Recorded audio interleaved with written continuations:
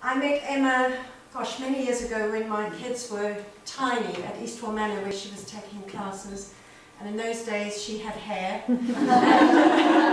She's come a long way from there. I've always found her to be a really inspiring and uplifting teacher, and I'm sure we're all in for a treat today. So I'll hand you over to Emma.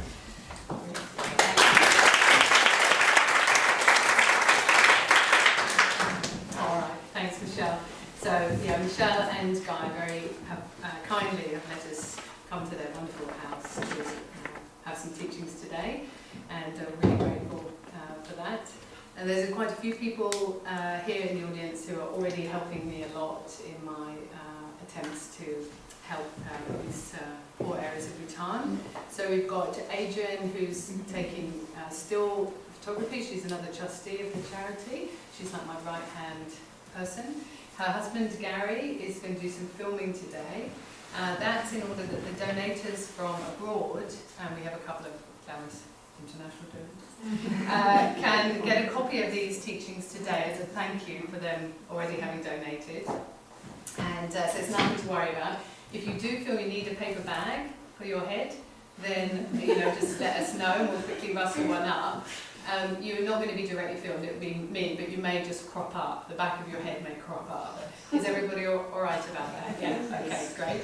And then we have Marilyn, who's helped make the cakes for the break time. Sandra, who's helped with flyers. Faye, who's helping with our connection to Kent College. Julie is helping with our connection to the university. Hannah is helping with the bread making day. So you can see it's a real team effort here. So it's not just me here that knows about the charity or is helping with the charity. I'll make a start. This is the first slide, and I find this a very inspiring phrase. My life is my message, by Gandhi, and I don't claim to live up to his standards, but I think it's a good philosophy to live by. Now, in terms of what we're doing today, we're here for two different groups of people. First of all, we're here specifically to raise funds, raise funds and awareness for our first project in Bhutan, the Maritsimo Village Project. So I'm going to talk a little bit about that. And then we're here for you. And being quite adventurous today, because on the flyer, what you signed up to was a relaxation and meditation workshop, which is obviously my sort of specialism. But as I considered what to do today, I began to think more clearly about the nature of stress, because a lot of people tell me they're stressed. Like it's a kind of a buzzword thing. How are you? Yeah, no, I'm quite stressed. Yeah, no, I'm quite stressed. And I thought it would be useful, therefore, to inquire into stress from both a scientific and a Buddhist point of view, and to use the second half of today to think about tools to help us reduce stress or use it more effectively. I asked Oscar, 8 and a half, I asked Oscar, what's the most stressful thing in your life, Oscar? And he thought, and I thought he was going to say reading and writing, which he can't stand. He said, Mummy, it's pooping. And then I asked another of my friends. I said, are you stressed? Are you stressed? She said, oh God, I'm so stressed. And what is it that's stressful? She said, what is it that's stressful? And she actually couldn't find out. She was convinced she was stressed, but actually when I said to her, what is it that's stressing you? She just couldn't find out. I thought, this is interesting then. We definitely need to look at this a little bit more clearly. So the order of things today is a morning talk, cake break, that's worth hanging on for, and then practice time afterwards. Now, first of all, I just want to talk about the project in Bhutan. And when I did the trial run of this presentation, when I tried to play this film, it didn't work very well, but we'll see. If it doesn't work very well, I'll go to the other copy of it. All right, so just in case you don't know, Bhutan, last independent Himalayan kingdom, which remains. There were quite a few, but they're no longer independent. And it's a country of 700,000 people. The country itself is the size of Switzerland, so that gives you an idea of the population density is very low. 75% of the country remains subsistence agriculture, and there's a significant monastic population. Very little manufacturing, but there is definitely a developing economy there. But in certain areas of the country, particularly the southwest and southeast of the country, significant poverty remains. And life is tough as a subsistence farmer in kind of rocky outcrops of Bhutan, as you can imagine. So we have set up this fundraising initiative in the beginning to help one specific village in the southwest of Bhutan. It has three aspects. Our project has three aspects. First of all, to help the young monks in a small monastery there.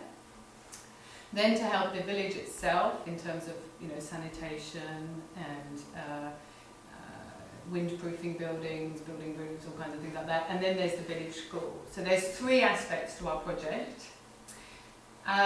The most pressing aspect is the small monastery. Now that is not for religious reasons. I know I look like this, but it isn't for religious reasons. It's because in Bhutan, the poorest people will be the young monks. Because young monks usually come from the most disadvantaged backgrounds, often disrupted families, could be orphans, may have a medical issue. And because Bhutan is still developing, it doesn't have the kind of social support systems that we luckily have in the West, in terms of children who need extra care, or if they suffer from some sort of social breakdown, with the family. So monasteries in Bhutan, as well as being centres of meditation and Dharma, as we would call it, also have that social function, and that's why we've concentrated on their buildings in the first instance. And the film I have is of these young monks. There's 23 young monks, and this is from my visit to Bhutan in February. And the person that was with me literally just filmed me on the iPhone, and I hadn't been in these buildings before, so you can see I'm quite surprised by what I see. There's nothing, we hadn't rehearsed this, shall we say. Alright, so that'll give you a good idea of the first aspect of the project. You can see there the young monks being trained as traditional Buddhist monks in order to get an education and be looked after. They've entered the monastery, and you can see what lovely boys they are. The second one, who suffers from epilepsy, is 18. He's the oldest monk there, and as he described, his younger brother is with him at all times because he has epilepsy, but so far hasn't managed to get to the root of the problem in terms of that condition. And one of the things I'm very keen to do is to talk to him further on the next trip. I've been advised to find out things like how frequently he has his fits, how long they last for, etc. And once I've got more medical information, and one thing the charity will consider doing is taking him to Thimphu, getting a proper appointment for him, and pursuing how to help him more. He's had a very hard time having an illness like that in Bhutan, and is very scared of it, which is very hard to hear. So you can see that the little monks are very competent at their musical instruments and their sacred dancing, and also their recitation of prayers, which is all by heart and is in the classical Tibetan language. So they have already been taught very well in this monastery to be this accomplished at this age. All right. So we'll go back to the main PowerPoint presentation.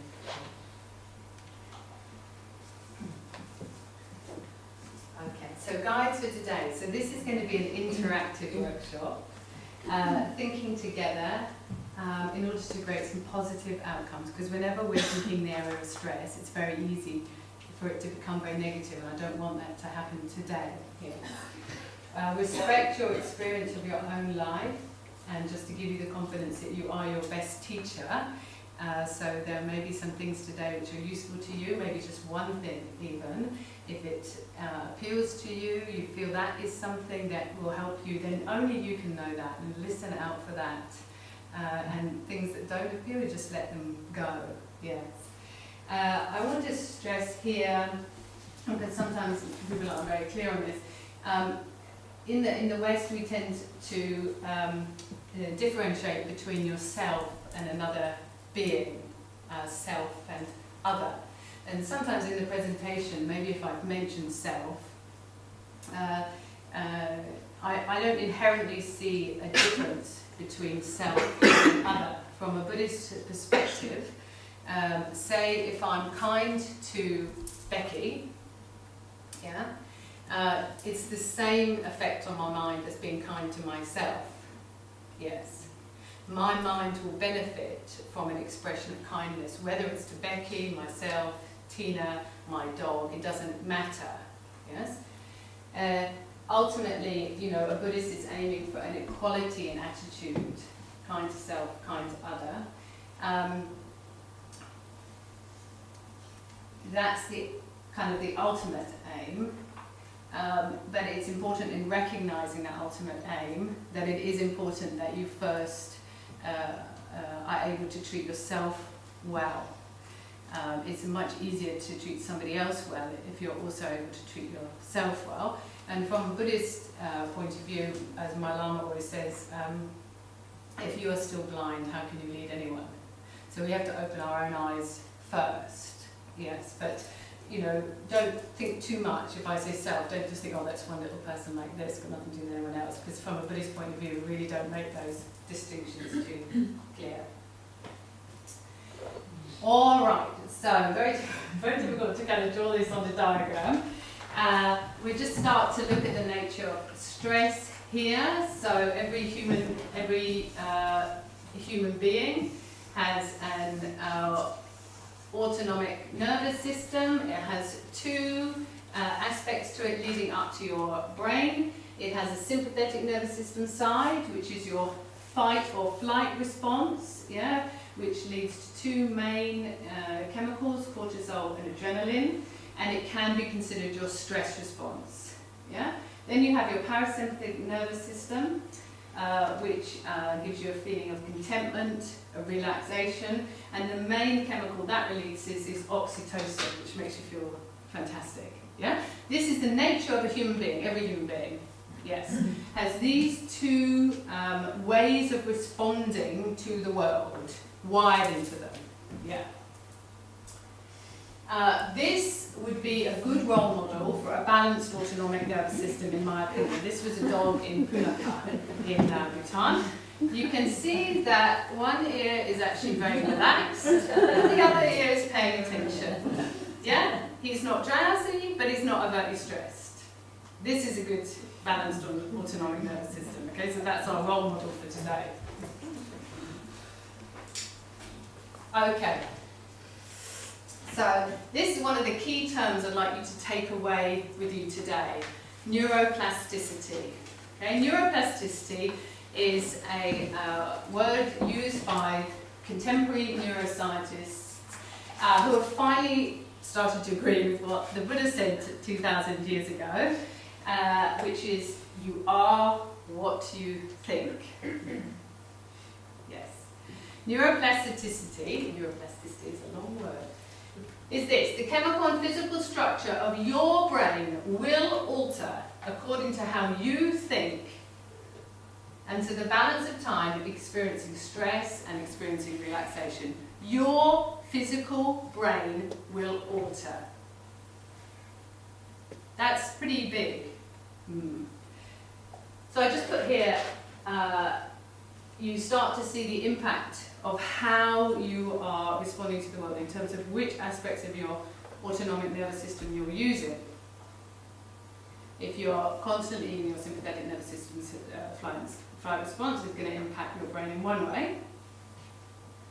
If you're in quite a balanced state, it'll impact it in another. If you're always in the parasympathetic nervous system, it's going to impact it in another. So you've got the same brain, put it through 10 years of each of those different scenarios, it will physically look different at the end. Now that's very exciting. Slightly scary, but very exciting. Yes? So, the word stress.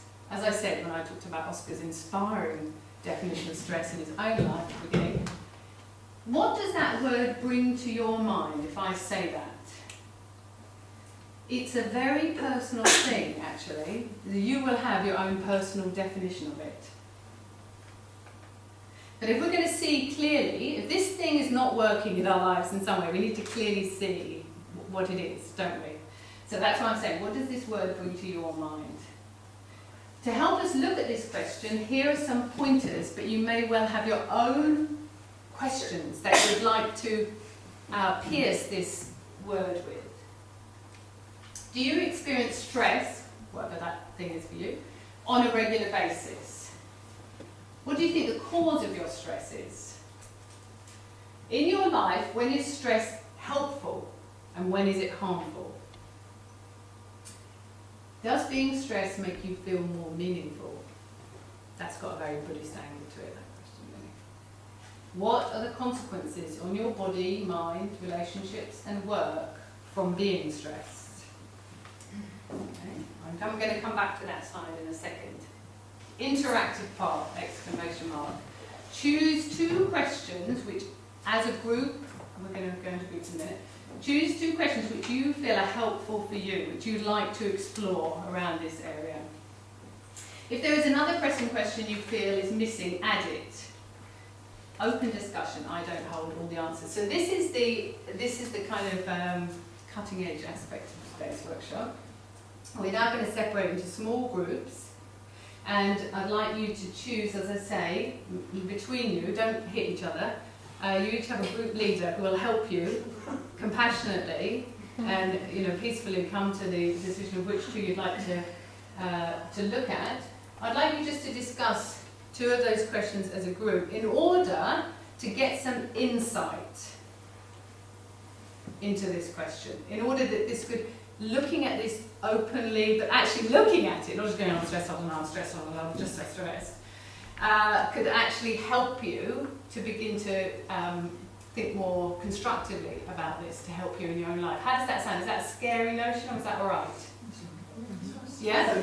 Then we're going to come back. Are you stressed about it? Are you stressed about it? You may be stressed. There's some people, it's stressful. Some, people have different ways of learning and contributing.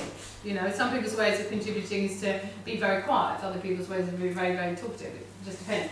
We're going to come back from our little group chat, and we're just going to throw some things on the flip chart. Yeah? That's all we're going to do. Any questions? How much time? A few minutes. What's going to happen? So Mia's one group leader. This is your little group here, Mia. Yes? And then Tina's one group leader. I think you can have this, and then Mimi and Becky, I'm going to separate you 2. That's fine. That's good. Mimi and Lucy, you can go with Tina. Then we have Marianne here with this group. Then we have Sandra there. You know who Sandra is. Hannah's there. And then Julie's on the back row. Okay, so that's where all my forward thinking is. So you should have your little groups. Michelle is going to lead 2 of those groups upstairs. Say, I don't know, Mia's and Julie's group, I should say, will go upstairs.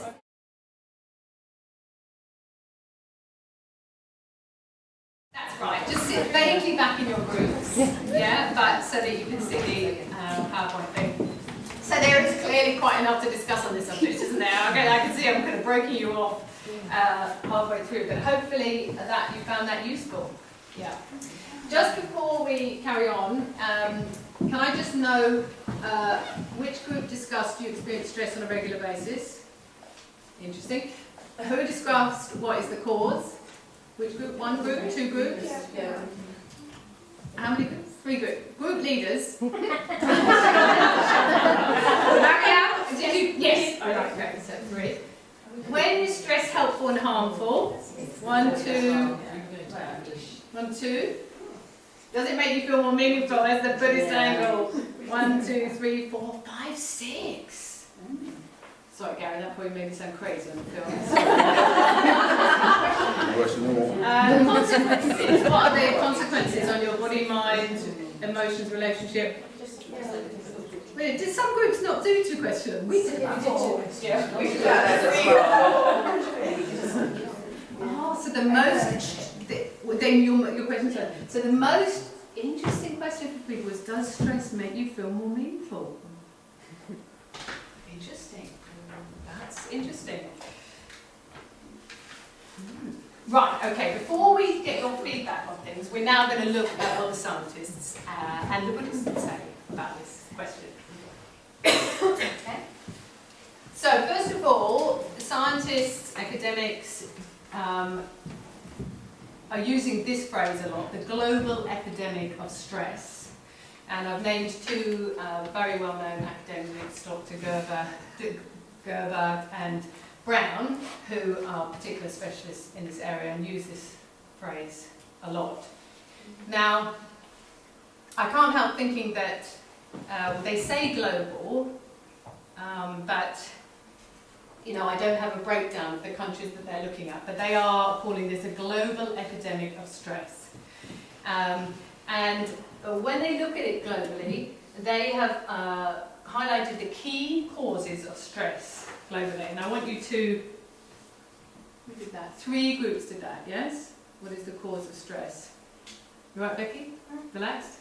Yeah. Yeah, good, just checking. Just eating a bit more tri-seed. Is that what it was? I wasn't sure what was going on. No, I've got a tri-seed stuff. Sorry. Okay, I knew something was going on. I wasn't quite sure. Okay, so what's causing stress globally, right? These are their factors. War and terrorism. Commonly seen in stone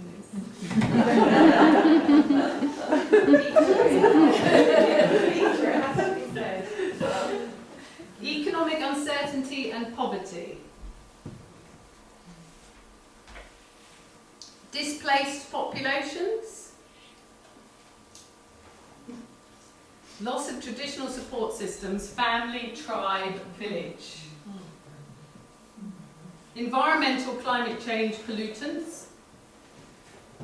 Competition, achievement, wealth acquisition. Age and stress-related illness. Loss of traditional stress-reducing activities.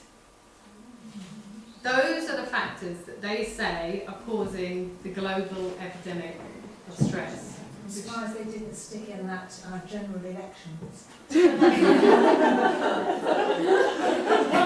that come? I really can't. Is that war and terrorism? I don't think Okay. So the effects, the damage done to a human from excessive or prolonged stress is now well documented, particularly by these academics. Responses, and I just put this in myself, perhaps is this chronic issue which is being accompanied by the rise of mindfulness teachings and yoga in the West, which is a big phenomenon at the moment, isn't it? What do the scientists say stress is? Nobody really, well, hopefully you find your own definition, but let's see what the scientists say. Okay, so your body's stress response, that's a sympathetic nervous system response, isn't it? Kicks in when you perceive, see how I made that capital letters there? When you perceive you are under threat. Yes, so that's that slight difference between being under threat and perceiving you're under threat, okay? At that point, your brain senses danger and it releases these 2 hormones, adrenaline and cortisol. Cortisol keeps your blood pressure and your sugar level up to help you escape. That's from the situation, that fight or flight. And you have various physical responses, raised heartbeat, breathing rate, your blood pressure goes up, all these sweats, some people might get sweaty, etc. So that is your stress response. In the short term, stress may be useful, even essential. So, if, as I'm always saying to my students, if a rhinoceros charges through that door at me right now, I'm not going to, sorry Lama, I'm not going to sit down and am I? No, I'm not. I'm going to run out of that door and hide behind Michelle. Yeah, because I am actually under threat and I need to realistically respond to that, isn't it? Yeah. So we need to distinguish between the usefulness of short-term stress, helpful in situations of threat, maybe exam nerves, You know, people always say, well, if you're not a bit nervous, you're not doing very well. You know, that's saying, yes, come on, sympathetic nervous system, help me here, yes. I need you to, you know, step up to the plate for me. But the problem seems to occur when these stressful responses become habitual. When the amount of time spent in the sympathetic nervous system becomes very dominant. And that's partially because humans are so habit-driven. They find it hard to be present. So the way they respond to situations tends to be repeated and repeated. For prolonged periods of time, their stress becomes unhelpful as it disables your key functions. Yes? And I'm always, you know, I always try to get an example based on being in a supermarket for all of my classes. And, you know, if you look at people with their trolleys in the supermarket aiming for that red pepper, I mean, you will see a sympathetic nervous system kicking in when they're just shopping for a vegetable. So I think we can see the habitual nature of stress can become, you know, can be seen anywhere, really. So scientifically, what's the impact of prolonged stress? Long-term release of cortisol damages cells in parts of the brain responsible for memory and cognitive function. That's the front part of the brain. For memory and cognitive function for decision-making. Your capacity to see clearly and make wise, well-balanced decisions becomes damaged. Yeah. Long-term stress is clearly linked to depression through elevated levels of cortisol. This is an area scientists are doing a lot of research on right now. And it seems strange, I know, to think if you're very kind of stressed and up, how can that link to depression? But it does through the elevated levels of cortisol which are released in long-term stress. I kind of call it the boom-bust of the mind world. Yeah. Raised cortisol levels have been shown to decrease the rate at which new brain cells are made. Depresses your immune system, and we all know that, don't we? What happens when you've been stressed? You get a cold, or you get a mouth ulcer, or something like that. And T-cell production. And it's been proven that it ages you. It ages your brain, because your brain is not being replenished with new brain cells, but it also physically ages lots of aspects of your being. And I know we all love buying, not we, I know some people love buying very expensive face cream, so you could save yourself a fortune here. Okay.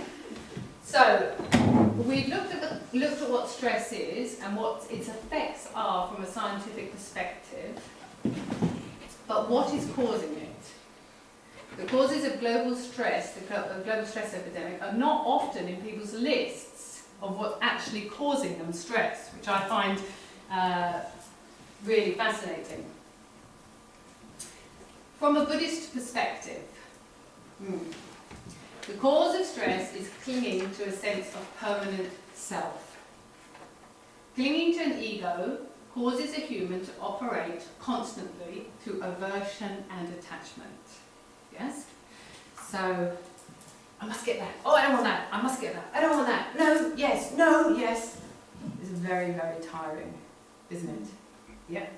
Defending ourselves and getting for ourselves. Greed, fear. Greed, fear. Isn't it? Yeah. Isn't it, Mia? Yeah. Yeah, thank you. This process is inherently mentally stressful. Letting this way of operating go is very relaxing. Okay? Yeah. Can we transform our relationship to stress? Understand the consequences it has on you and others. Okay? Now that's not in a harsh way, that's just seeing clearly. Because the stress response is sometimes subjective, not inevitable. Yeah, when the rhino comes through the door, I want my stress response to be inevitable. I want it to kick in to help me. But rhinos aren't often coming through the walls at me.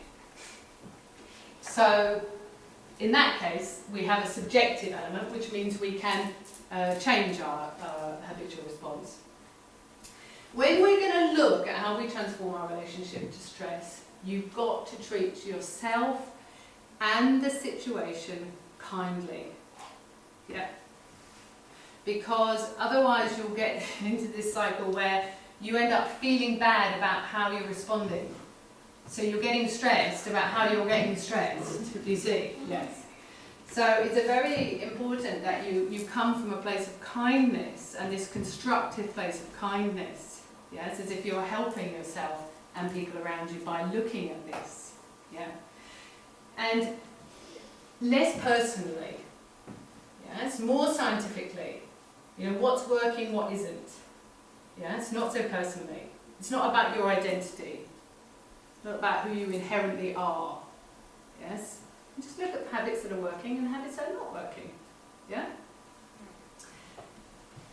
If you're going to transform your relationship to stress, see it more clearly, I do think you need to then be a little bit determined about that. And in the beginning, when you begin to change a little thing, you may need to method act it. Okay? Because at this point, if you're very driven by the sympathetic nervous system, without even thinking about it, that's going to kick in. Yeah? So in the beginning, you will need quite a high degree of mindfulness and quite a high degree of determination to change something. Sometimes that means things like, if you know some situation or some person is particularly challenging for you or something, you may want to think ahead about what it is you're going to say and practice it, and then just say it anyway. Yes, you may need to method act like that. So as always, when we're going to wake up a little bit, get a little bit more clarity, come out of our fogginess about anything, it's quite useful to decide one thing you feel you would like to concentrate on within this process of change. Don't overwhelm yourself by thinking, okay, just one little thing, one little circumstance, and don't make it the hardest thing. You know, don't make it, I don't want to say the mother-in-law, I sound like some 1970s stand-up comedian. Don't make it that thing that's really tricky, that tricky person in your life. Please don't start with them. Yes, start with something that's achievable and learn through it, and then, you know, work up from there. Yes? Okay. So I'd like you to think about that over the cake break, all right? Did you tell them? No. No. Michelle asked me to tell her which slide was the sign that we were going on. She's obviously so interested to say, she completely forgotten about it. I like this. Oscar made this diagram, and I liked it because it had the sort of blue of the parasympathetic nervous system and the red of the sympathetic nervous system. So while she goes and put the coffee on, I'd like us now just to you had your discussion about what you thought stress was and what was causing it and how useful it was. Now you've had the scientists, and then you've had the Buddhists, and then you've had this idea of, with all that knowledge and understanding, maybe having the motivation to change one little thing. Has anything useful come out of your group? Did anything useful come out of the group discussion in terms of that whole debate? Mia, what did you find in your group? We found that a lot of people seem to experience stress in their stomachs. Oh, physically when they experience stress. Oh, very interesting. What a good group you had. Did you prime them with that? Did you say she's going to love it? No, we talked about the physical. Very good. Physical impact. We were very interested in that question about what does it make you feel more meaningful? Yeah. The notion of being busy and the stress connected to being less busy. That you might drop some things, you might not. Say that again. That it was stressful to be less stressful. Potentially stressful to be less busy. So that actually wasn't stressful. Yes, because busyness is equated to productivity, is equated to success, is equated to being important. Yes. I think the productivity. Self-esteem. Yeah. Productivity. You said it made you feel more productive, and what was the other one? More important. More important. Yeah. And then you said that there was actually going to be, the idea of not being like that was inherently stressful. It could be now. stressful because you might drop something. How did we get to this yeah. place? So you know that something is physically damaging you because you've experienced it. But there's Isn't that interesting? There's an addiction to it, isn't it? If you've got a big long list to do for the day, and you know you've got to get it done, and you don't get it done, then I feel stressful, and that's when it kicks into my stomach. Whereas if I can go big tick, done everything I have to do today, I feel go, So your well-being, yeah, but I mean, your physical and mental well-being yeah, is dependent on completing that list. If you do not, I feel you're not stressed. able to feel comfortable Yeah. with yourself. She needs control. It's all control. I've done like I used to have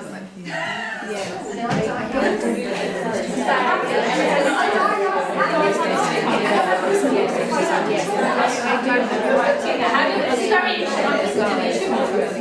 how did it Did you find anything? Get some clarity, some insight. I mean, this is great. This is insight. This is clarity. I'm not telling you what to do about it. It's important. First of all, we just see clearly what's going on. Yeah.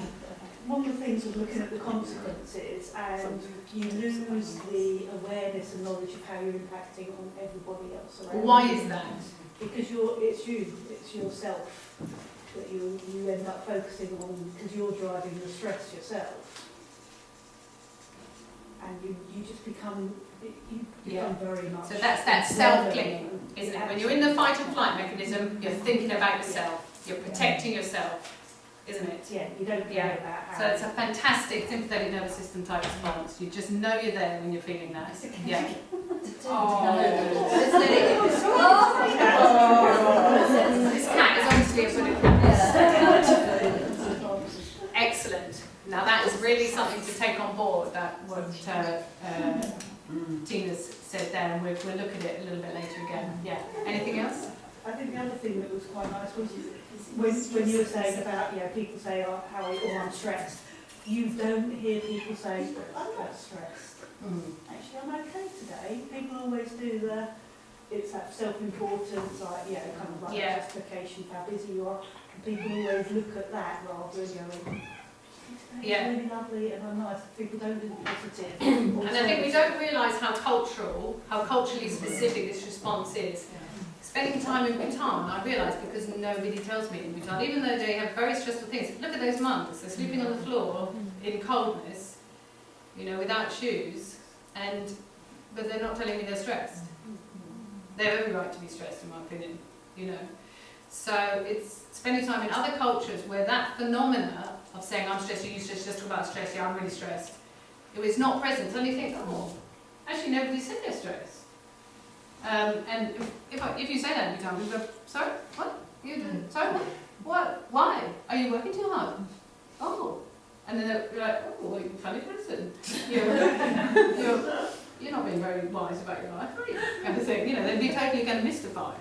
I mean, generalistically speaking, obviously I'm talking very, very generalistically here, but it's nice to go to a culture where those expectations are not there. All right, okay.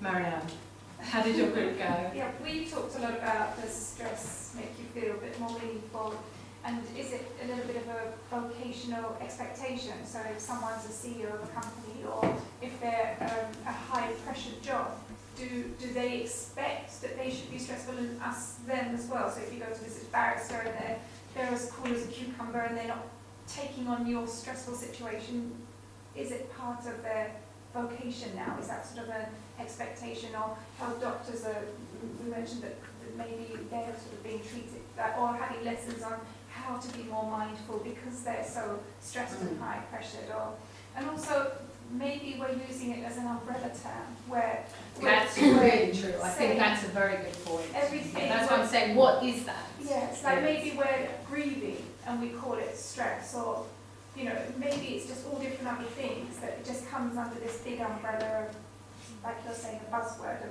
stress and stress. And maybe if we think about it, it's not stress, it's so seeing it clearly. Different things. Yes, absolutely. Excellent. And I think there's the expectation sometimes when I teach people and they say that when they wake up in the morning, it's like their sympathetic nervous system already switches in. They wake up and adrenaline goes on. Yeah? So they're already priming themselves for this feeling of being under threat in the day. Yes? So they're, you know, the minute after they've woken up, mentally, they've gone into that state, although they're just lying in bed, I guess. You're just thinking about the long lists they have to do. Yeah, they're in their future mind, aren't they? They're no longer in bed with their radio by them. Yeah, okay, good. Sandra? Kind of picking up on that, our group said that perhaps stress makes you more motivated. Yes, of course it does, in the, yeah, for the short term, but if your capacity to do anything in this world is completely adrenaline driven and cortisol driven and serotonin driven, then it's not sustainable over the long term. You would deplete finite chemicals in the body, and that's where the prolonged stress leads to depression, because they get you going hormones or have chemicals have been depleted. Yeah, so you're right. It's good to use adrenaline from time to time to deliberately achieve things. But if you're using that adrenaline to achieve buying cabbage in the supermarket, right, you're giving away those chemicals far too easily. And when they're gone, some of them, when they're gone, they're gone. Serotonin is finite in a human being. Yeah. We talked a lot about the consequences once, so we were talking about mind, for instance, we had depression. Gives you a closed mind rather than being open-minded, makes you negative and judgmental, and we also mentioned guilt. I'm not sure where that came from, it's body or mind. We talked a lot about relationships as well, having arguments and maybe leading to deceit and shouting at the cat. Actually, I said shouting at the dog. Did you hear that? That was amazing. I just said shouting at the dog, but you know, there was a cat there, so I thought I'd change it. So do you think some of those responses you could look up from the Buddhist framework of saying that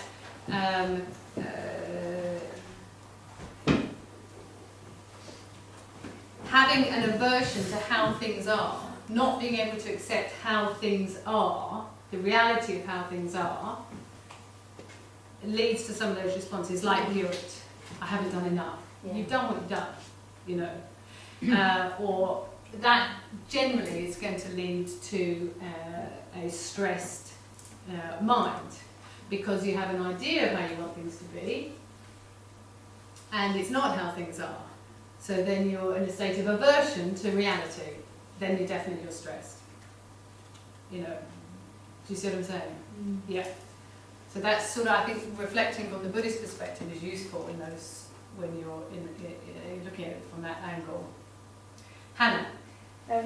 Yeah, we also said that not having enough things to do or feeling busy can be stressful for some people. Wow. And we said it was like a cultural thing, because it validates you when you have a big list of things and you can tell people you're busy and you've got this so external validation. Yeah, it's like external validation. I'm going to write that down. Expectation that you are a busy person and you do a lot, and your children go to lots of clubs, and you know you have things planned for the weekend.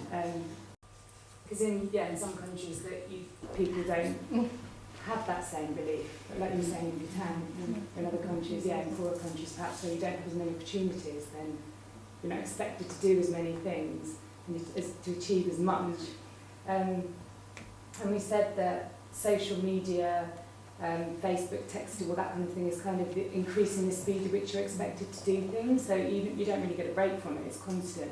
Right. And that's another thing which makes us feel stressed. Yeah, so we're going to talk about that later. Yeah, so when you go away on holiday and you've got no phone reception. That's very good. So this separation from your inherent state of well-being as a human being, your inherent speed as you, that you're comfortable with, is we're lost from it sometimes when we're stressed, aren't we? We don't know really where our basic level of well-being is anymore.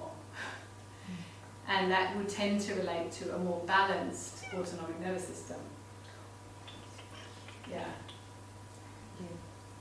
All right, Julie. Yes. Are you with the cat there? Are Yes, I am. Sorry, I was distracted. I'm quite sure. I think you're assume you were having some secret whispering contest or, you know. Yes. No, the cat Any, came any, with us. any more insights? coming from A little bit, your but work? it kind of resonates a lot with what people have been saying, especially the umbrella term. We all thought that stress, we use stress to cover a huge range of things that might not actually really be stress.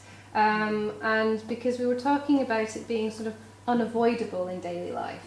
But I mean, I recognise that to be sort of that medium to low level of stress. So it's still interesting. It's not the sort of the real stress, but it's that kind of stress that keeps you going, because we were talking about the need to have it to move you forward, to get work done. Otherwise, you're not productive. There was even a comment that, you know, the only person they knew who wasn't stressed was not productive. So I thought that was quite interesting. Now you'd be the second person they know. I'm not running a charity. So we had. And I'm not learning Tibetan. I'm not raising a child. I think we need to think very carefully about the notion that without placing ourselves into the headlong and sympathetic nervous system, we can't get anything done. I think we really, really need to think about that. And I thought that was quite interesting. I mean, I recognised it a lot as well. It's kind of like this kind of people, you get into this way of working. So unless you've got that external motivation, which people can see as stress, like, it's late, or it's a deadline, or I've only got a week or an hour. You know, it's that kind of pressure that you need to then get the work done. And until you've got that pressure, you don't manage. So you can't get the work done, so or actually you're you don't, stuck or you don't seem to. You just seem to end up in that sort of situation. But then we did kind of question that and say, well, do we really think that is needed, or is that what we, you know, in our society today we've got? If you think about, I mean, even I think in the last 5 years, there's lots of pressures, and the demand has got really high, and you know, so it's all quite a pressured environment. So maybe it's the changing environment that we're responding to. You know. Remember, we want the flexibility, the mental and nervous system flexibility. We've been given both sides of it. Yes? We have to be able to move in and out of both sides of it. Okay, it's no good if I'm going to try and go to sleep and I'm kicking into my sympathetic nervous system. I won't be able to go to sleep. I need to be moving into the parasympathetic nervous system, relaxing, letting go, in order to successfully go to sleep. Otherwise, I won't be able to. Yeah, it's no good if a rhino comes through the door and I'm just, hey, rhino, you know, let's chat about it. You know, it's not going to work, is it? The point is, we need to come back to what we've been given, which is both sides of the nervous system, and be able to be present and effective using this one at points and that one at points. The problems start when we've got stuck in one. I'm not saying we don't ever need to use our adrenaline. We definitely do. Yeah? That's fine. Yeah, we kind of sort of. Do you see what I'm saying? So we just need to distinguish a little bit there, I think. And we, because we were saying, someone says that actually it's a recognition of when a situation is stressful as well. That's quite important. Who said that? Very good. And we then touched on ownership of things. So the other people's stress or other people's issues. I think we've had this discussion before, and someone was saying, "Oh yes, owning other people's problems maybe, and learning what to take on." Oh, that's a big one, isn't it? That's a big one, isn't it? I hear that a lot. Okay, we may briefly touch on that after cake when we've been sustained. All right, brilliant. Well, I think those are all fantastic points. That's brilliant because that is positive, constructive, insightful conversation about this bogey word, isn't it? So I hope you've all learned a lot there this morning. And now we're going to enjoy cakes and coffee and mint tea, isn't it? That's Michelle? Yeah. And there's flyers about the fundraising near the coffee area. Please do take one. If you would like one, you can even put it up at home, or somewhere where you think that somebody else might like to see it. And all the details of our emails and the website, they're all on there, so you can have a look at those. You can simply sit quietly and think about that question of, is there one area, thing that you would like to feel, you're going to start with in terms of transforming your relationship to stress, yeah? So I think we're going to have about 20 minutes, isn't it, Michelle? Yeah. Just also, Emma, afterwards, yes, people bought their yoga mats. oh yes, good point. What's the time now, Ella? What's the time now? It's 20 past. 20 past, yeah, okay, good. So afterwards we're going to continue. We will look at some slides, but we're also going to do some practice. Now, the practices that we're doing will be seated. And let me think. The first practice would definitely be seated, either on a chair or on your yoga mat with a cushion next to the wall, or free sitting if you're very good at free sitting, yes. The second practice, you can do seated or lying, okay?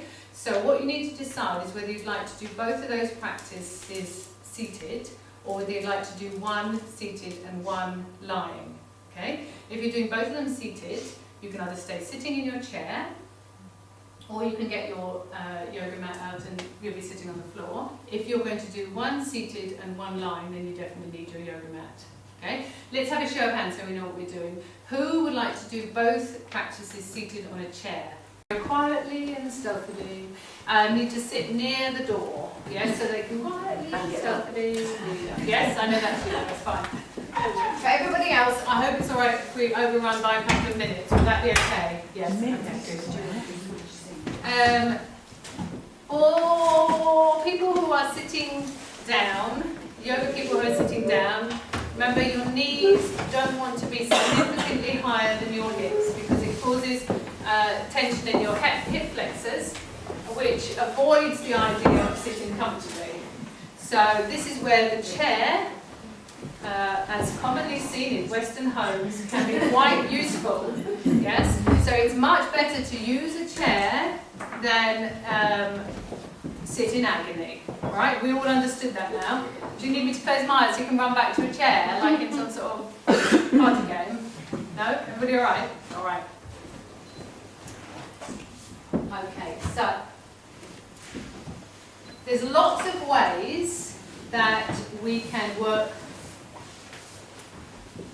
more effectively with our responses to daily life. Yes? And I've just listed a few here. Breathing, being present, using all your senses, that's another whole load of practices. Mindful internal attitude, really what we've been doing in the first half is about developing a more mindful internal attitude. Incorporating a spiritual perspective and showing kindness to others. Breathing is the most powerful, effective, fastest way to intervene in your autonomic nervous system. Why? Because breathing is essential. Yes? It's therefore the most effective and quickest way to release stress once a situation is over, rather than hang on to it, and gently release years of suppressed, repeated tension, which is usually felt in the tummy, as I said in the first group. And it's also a way to develop new responses to external triggers. So this is about creating a new attitude. Breathing, although it sounds so simple, in the yoga tradition is a profound, profound thing. And through it you can develop a new attitude, gratitude, acceptance, non-controlling. So it's very related to coming back to acceptance, letting go, also learning to ground yourself and be present, and therefore through that much greater levels of self-acceptance and self-awareness. And I think, hopefully some of my yoga students here will tell you that that's the case. So I want to teach you today the most effective breathing exercise that I know, that I always recommend my students do on a daily basis. And part of the reason why you do it on a daily basis is to release the years of tension and sympathetic nervous system response, which does tend to be here in the lower abdomen. Yes. Now some of my students already know this, so they will just have to practice the third parameter of patience while I instruct other people on it. My flip chart has decided Just lean it against. to let go.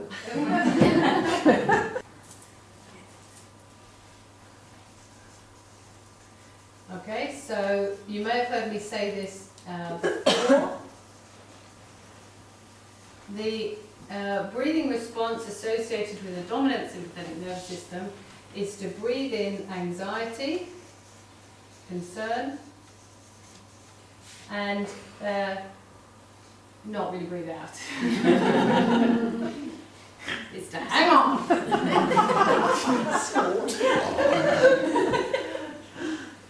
Okay, and that keeps triggering the sympathetic nervous system. Even if the rhino is no longer there, you're still breathing as if it is. Yes? Thank you for reminding me of that. Take a tissue if you feel breathing practices may encourage your sinus to kick into action. So the first thing we need to do is to be aware of this habit. You know, when you have a moment when nothing's going on, you think, oh, let me think about something anxious. Quick, let me fill in that moment of quietness. I can worry about something. Come on, there's something there to worry about. Do you know that habit? Yeah. Okay. Yeah. So we need to break this habit and turn it into more of a parasympathetic nervous system habit. The parasympathetic nervous system is one where you experience a feeling of contentment, relaxation, well-being. Yeah? So rather than breathing in anxiety, we need to breathe in a feeling of trust, well-being. And rather than just hanging on, we need to gently breathe out and let go, and I always say, of any temporary confusion. Because it's all temporary confusion. Even if you're not a Buddhist, I'm sure you realise that. Temporary confusion. So this is something to train in, not just in a formal setting, but in an everyday way. And if you catch yourself in a moment of quietness thinking, right, let me just think about the back balance. Or, yeah, just to reactivate your sympathetic nervous system because you're missing it, yeah, then we need to train in this, all right? Okay. So, first of all, we're going to do that practice, and I'll talk you through it. When we breathe in, we're going to place our thumbs on the fourth finger, the root of the fourth finger, yes? And your other fingers are going to just gently curl, yes, very wise, Mia. Going to curl around that thumb, yes? Like that, yeah? That's it. So this point is touching this point here. That's it, good. So when you breathe in, you're going to stretch your hands out, yes, breathing in. It's not too late to find a chair. That's all I have to say. Would you like one, Mary? Yes. There's one here. Here we are. Those chairs can be very handy. Okay? When you breathe out, you gently extend your fingers as if down to the ground and breathe out. Now, in yoga, we breathe in and out through the nostrils. Okay, so your mouth is just very gently resting closed. Alright? It's not, yeah, but you're not breathing through your mouth anymore. Okay? Alright, Faye? Yeah? Alright. So, this is breathing in, and this gently breathing out. Okay, but we're not going to do it quite yet, alright? Why is that? Because when you're still sympathetic nervous system dominant, you'll be breathing very shallowly in the upper part of your chest, and it will look something like this. This is me breathing in with my sympathetic nervous system. You see that? Yeah, and then this is me breathing out. Okay? Right. So we have to learn to breathe down into the abdomen, yes, and less in our shoulders. All right? So first of all, we're just going to rest our hands anywhere that feels comfortable to us. Yeah, so if you're a yogi, you can adopt a hand mudra that you're familiar with. And I'd like you to gently close your eyes, and I'll just talk you through the next few minutes. All right, so just rest your hands, that's it, good. Okay, so first of all, bring your awareness to your contact points with the floor or with the seat.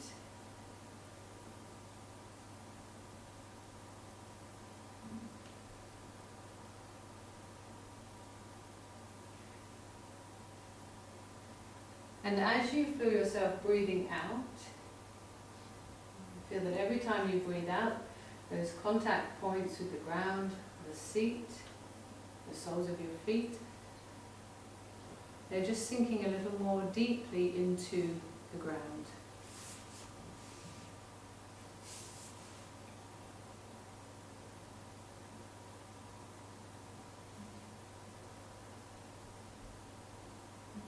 So as you breathe out, it's as if you're growing roots down into the ground.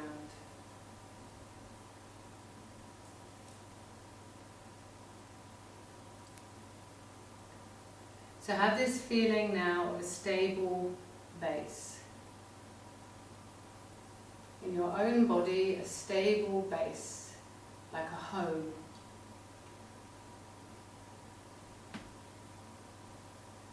And out of that stable base is very gently rising the spine.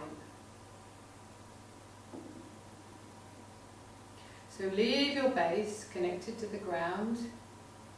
And as you continue to breathe, feel a lightness in the spine. And as the spine lightly lifts up, feel your torso is gently open, allowing your lungs to expand as you breathe in and relax back as you breathe out.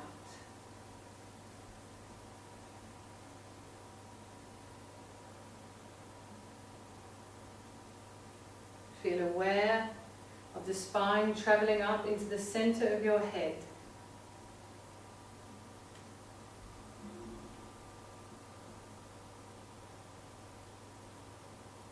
You have an awareness of the crown of the head, which is parallel to the ground.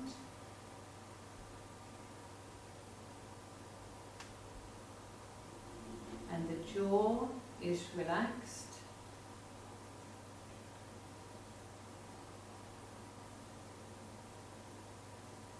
And gently feel aware of being able to breathe down towards the abdomen. So let the area below the belly button relax.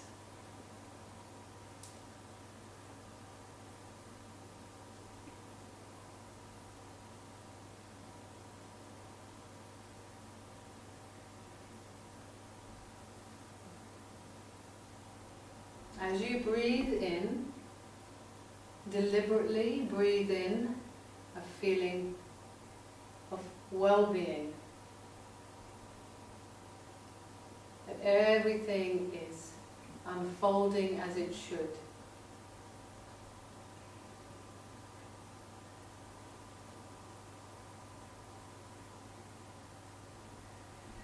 As you breathe out, generate a feeling of kindness towards yourself and your circumstances. And just feel you let go of any temporary confusion as you breathe out.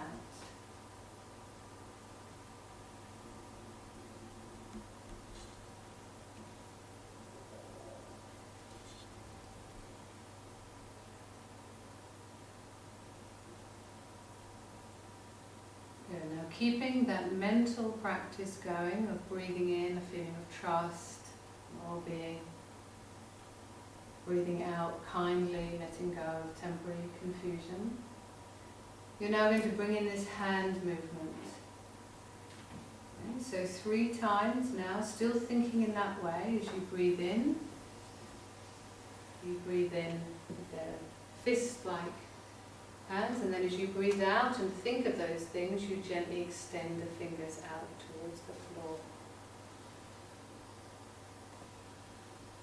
So breathing into the abdomen, not the shoulders.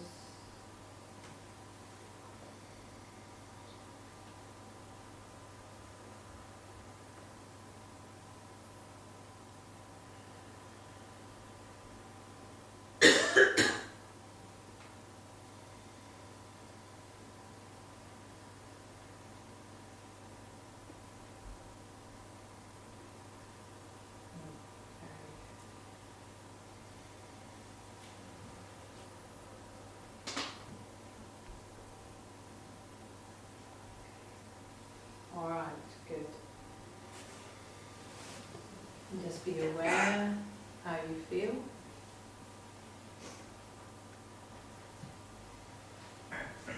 And then gently relax your hands and slowly open your eyes.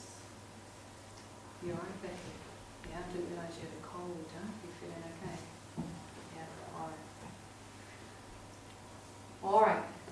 So you can see what I mean about the effectiveness of breathing, isn't it? Yeah. Now, there's another stage on from this, which I'll probably teach in another workshop. Okay? Today I want to stay with this practice. Why is that? Because in this very, very simple practice, we have mindfulness of body, mindfulness of breathing, and mindfulness of mind, all in one wonderful, simple practice. Now it will take time for you to maintain those 3 levels of mindfulness at the same time. Okay? And I know that because I can see what's going on. Yes. Alright? So you experienced your breathing without the hand movement, yes? Then suddenly you did the hand movement, everything got very fast. So something there's some tension come back in there, yes. We talked about speed a little bit earlier, isn't it? Yes, so here we want the speed of everything to be working together. Speed of the thought, speed of the hands, speed of the breath, yes? So I'm not quite sure why, if you breathe, nice long inhale and then exhale, when you bring in the hands, why it all goes so quick again. Is that because you're doing something? Is that because of that? I don't know. Maybe. Yeah, so we have 3 levels that we're working on here, and we want them to knit together. Yeah? Any questions? No. Okay, we're going to just do it one more time then, and I want you to allow yourself to connect your movement, your breathing, and your mind together as one thing. Yes? Does that make sense? Yeah?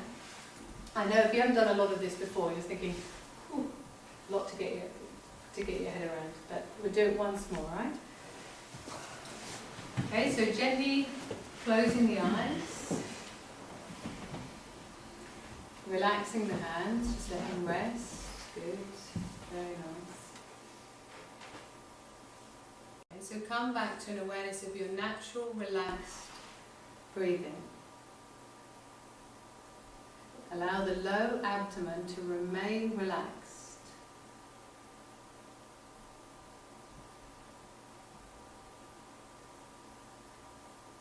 Okay. So just be aware of the speed of yourself and your breathing when you're just relaxed.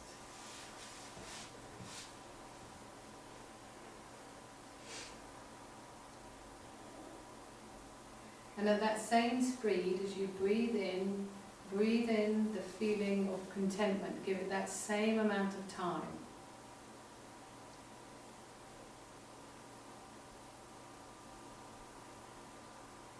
And along the exhale, the same amount of time, kindly let go of confusion.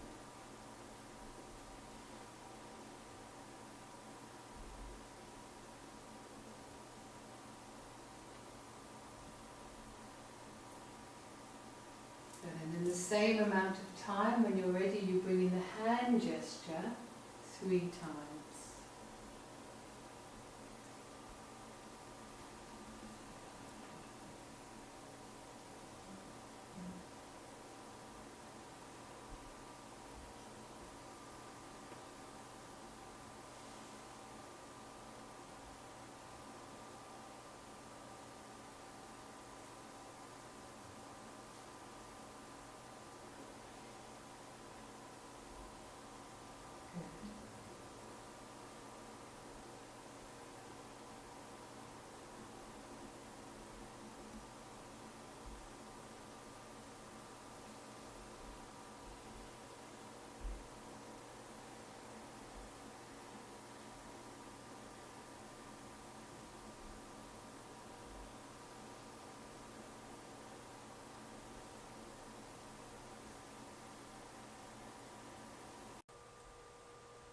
Excellent.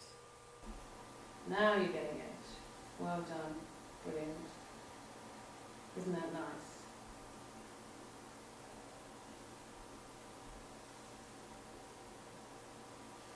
Okay, now,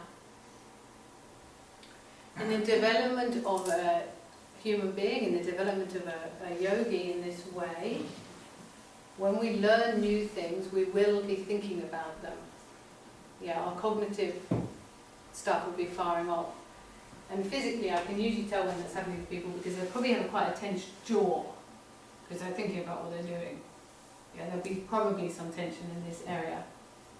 That's fine. When you're learning a skill, you do sort of tend to concentrate. In the end, we do these practices so that we embody them. So we're embodiment of this practice, not just a thinking of it technically, right? That will take some time, yes. But I think that looked very good there. Very happy. All right, fold forward, relax your back.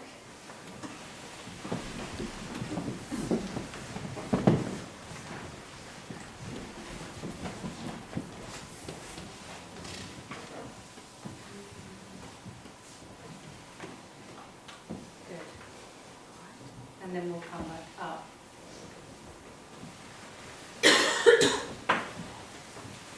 For the second practice we're going to do today, incorporating a spiritual perspective. I mean, I've called it spiritual, but you could just think of it as a human perspective, really.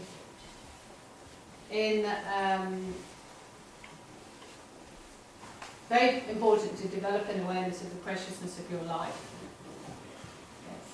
Something's very easy to forget. Develop appreciation of your life at every moment. It will quickly release stress in you, very quickly. Remember, your state of mind is in your hands.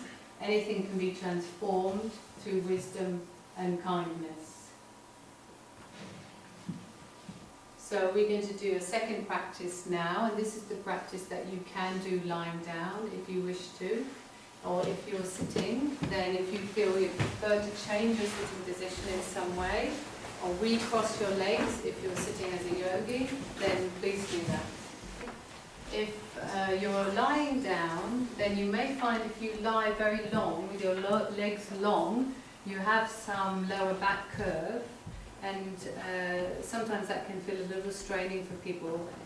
Sometimes it's more comfortable to have your feet on the floor and the knees bent up for the lower back, but just see how you feel there. Okay? So however our body is, we close the eyes and gently become aware of our contact points with the ground.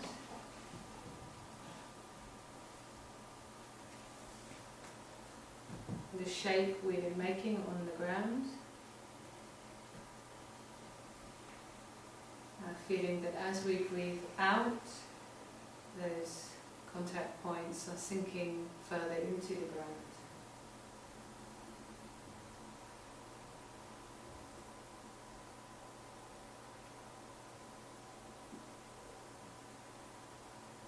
Allow yourself to feel your natural breathing. Gently moving down to the low abdomen. And if you're lying, sometimes it's nice to place your hands on your low abdomen to help you feel that process of breathing down to below the belly button.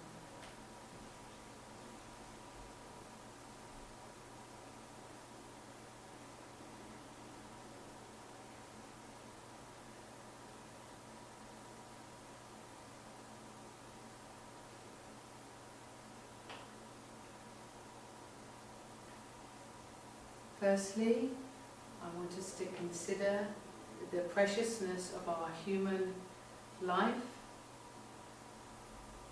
that we have been given a human body. Unlike many beings, we have the enormous potential to be given a human body. We have a capacity to move, to see, to laugh, to drive a car, care for your children. This very amazing human body that allows you to do all of these things.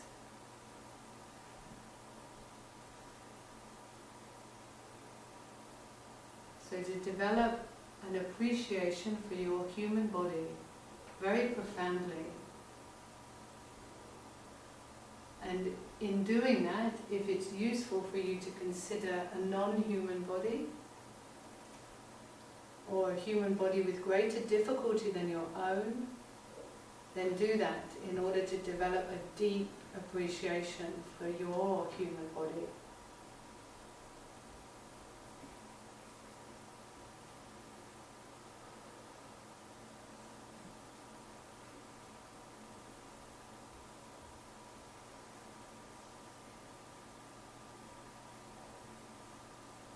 Consider now the material world qualities that you have.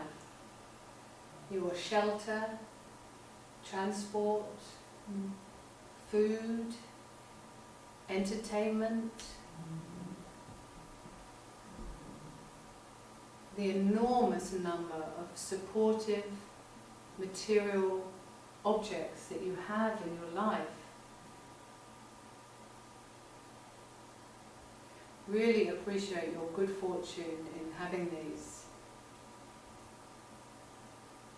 And again, if it helps you, consider the lives of those people who have not been so fortunate, in order that you can really appreciate your own good fortune.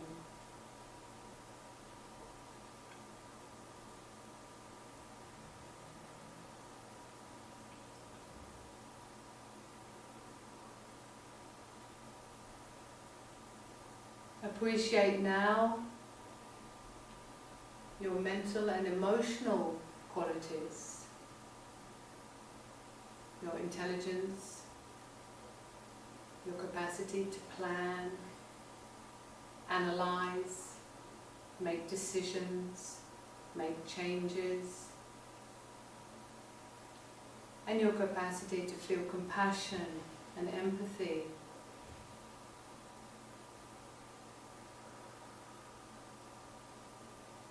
Particularly when you look at other beings and animals, then you know that they are not as endowed with some of these mental capacities. I'm very lucky as a human to have them.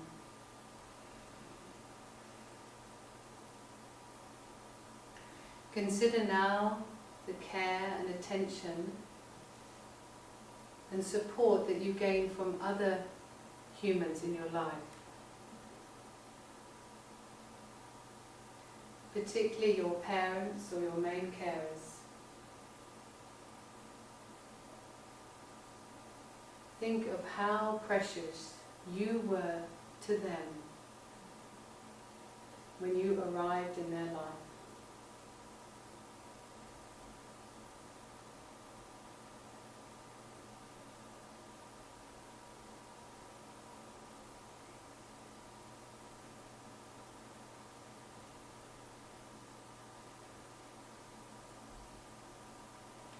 With these reflections now,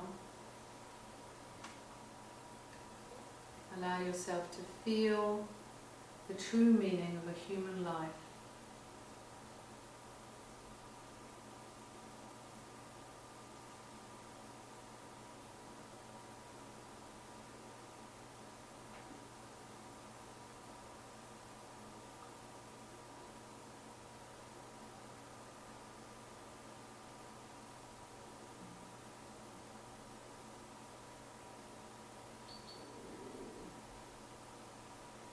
Gently bring your attention back to your natural breathing, allowing it to descend to the low abdomen.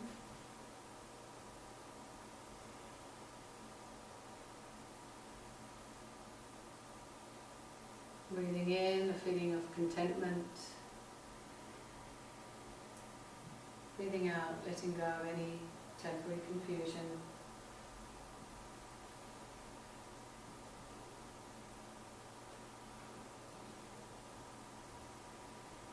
And then 3 times breathing in through the nostrils, and as you breathe out, gently sigh the breath out through the mouth.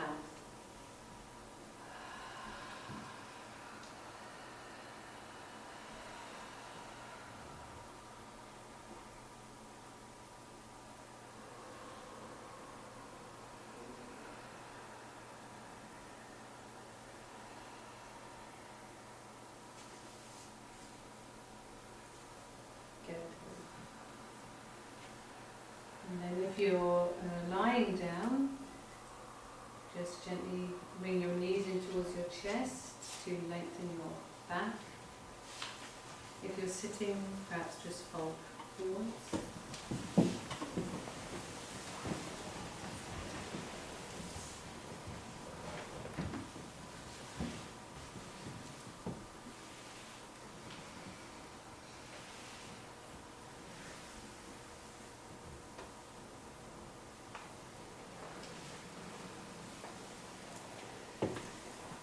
Good. And then if you're lying, you can either sort of go onto your right side and hang out like you're sunbathing in Tenerife, or you can come back up to sitting. So this is a very powerful practice as well for helping you. Other elements. Get enough sleep. It sounds very trite, but sleep deprivation has been shown to affect your cortisol level in a negative way. So actually sleep deprivation does trigger the sympathetic nervous system again. It's been shown because of that feeling of isolation. What was that feeling we were talking about? When you're stressed, you feel alone, separated, you lose that sense of connection. It's been shown that having a good, helpful support system is actually very important. And what I want to say about that is a good and helpful support system. And when we're talking about stress, you need to think about how that's operating, you know, more in the way that we did in the first part, to give us insight, help us. Not just to reinforce and substantiate as if stress is, like we say, you know, just inevitable. It's like a cultural norm. Yeah. Laugh, we do a lot of that in my yoga classes, in part of my special method of teaching. All of these things, music, yoga, massage, have all been proven to bring down the stress response. So I think it's good to understand what in your life activates your parasympathetic nervous system. And how often do you experience it? And I'll put there daily, weekly. This is my direct route into my parasympathetic nervous system. It's a really easy win. Yeah.